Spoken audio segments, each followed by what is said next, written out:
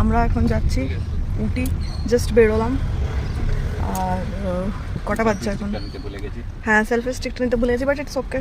7:10 হয়ে গেছে। আমি ভেবেছিলাম রাত্রেবেলাকে নিয়ে নেবো, কিন্তু এত জিনিস, তারপর কালকে অফিস করে এসেছি, দিয়ে প্যাকিং করেছি, এইসব নিয়ে জিনিস নিয়ে আর সেলফি স্টিক নিতে ভুলে গেছি। It's okay.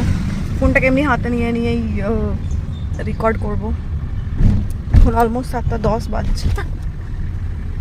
দেখি কটার সময় পৌঁছাই, আপডেট দেবো আস্তে আস্তে।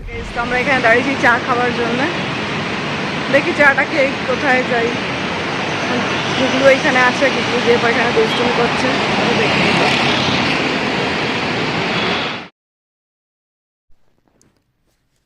রোডটা কি সুন্দর ফাঁকা ফাঁকা ছিল, যেহেতু সকাল সকাল বেরিয়েছিলাম, সেহেতু রোডটা বেশ ফাঁকা ছিল। ফাঁকা রোড পেয়েছি আর ফুল স্পিডে চালিয়েছে। ঘুমিয়ে উঠে গেছে, এই দেখো ঘুমিয়ে গেছিল পুরো, এখন উঠে গেছে। হ্যাঁ, কিছু খাবে? আমার হ্যাঁ, ঘুমু কমপ্লিট হয়েছে।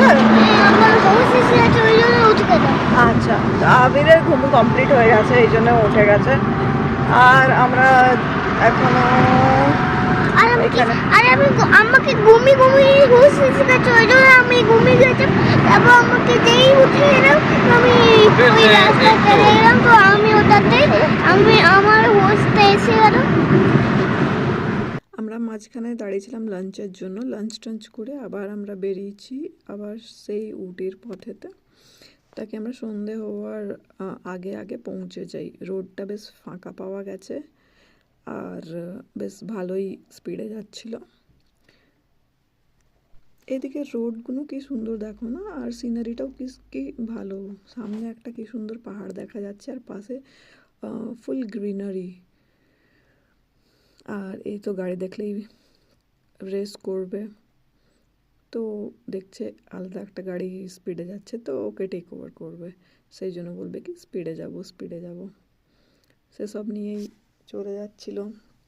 আস্তে আস্তে আমরা নিজের গন্তব্যের দিকে যাচ্ছিলাম। আর রোডগুলো কি সুন্দর ফাঁকা ফাঁকা, সিনারিটা বেশ ভালো, দারুণ। এমনি হয়েই চলে যাচ্ছে। এবারে আমরা কিছু 1-2 ঘন্টার ভেতরে উটি পৌঁছাবো। উটি পৌঁছে তারপরে আমরা করব, আরও ভিডিওস দেব। রাস্তায় দাঁড়িয়েছি চা খাওয়ার জন্য। আবির কি খাবে? ইডলি। না, তাই না? আবির জুস খাবে। আবির বলছে জুস খাবে। কিসের জুস খাবে? ইডলি খাবে, তারপরে জুস খাবে।